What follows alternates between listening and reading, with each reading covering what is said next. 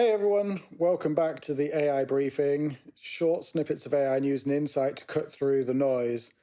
So, big news dropped from Anthropic that we need to talk about today. And we're talking about a $200 million deal with the US Department of Defense. Yes, you heard that right. The AI company behind Claude is now officially working with the Pentagon, just down the road from me. Now, I know what some of you might be thinking, so let's break down exactly what this means and why it matters. All right, so here's what's happening. The DoD's Chief Digital and Artificial Intelligence Office, which is a mouthful in itself, just awarded Anthropic a 2-year agreement with a $200 million ceiling. That's not necessarily $200 million spent, that's the maximum amount over 2 years. The goal? To prototype what they're calling frontier AI capabilities for the US national security. But what does that actually mean in practice? Well, according to Anthropic's head of public sector, they'll be doing 3 main things. First, they're going to work directly with the DoD to identify where AI can have the most impact, then build working prototypes that are fine-tuned on the Department of Defense data. Second, they'll collaborate with the defense experts to anticipate and prevent potential adversarial, can't say that word properly, uses of AI, basically figuring out how bad actors might misuse the technology before they can. And third, they'll be exchanging insights and feedback to help the entire defense enterprise adopt AI responsibly. Now, let's talk about the elephant in the room. AI and military applications. It's a sensitive topic, right? Anthropic is being very deliberate in how they're framing this. They're emphasizing responsible AI deployment throughout the announcement.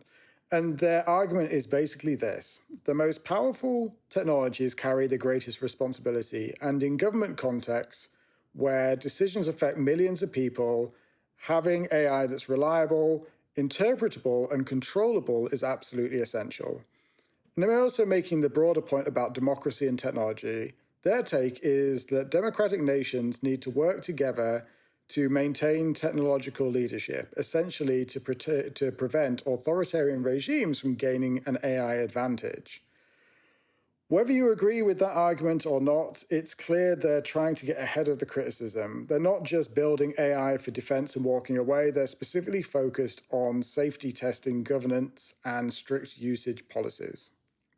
Now, here's something important.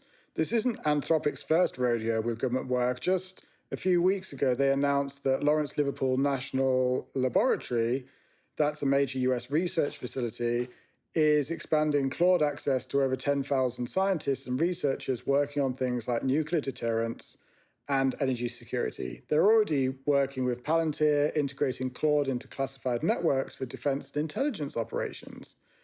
And they've built something special, which is Claude Gov models, specifically for national security customers that run on AWS infrastructure, I'm sure within GovCloud.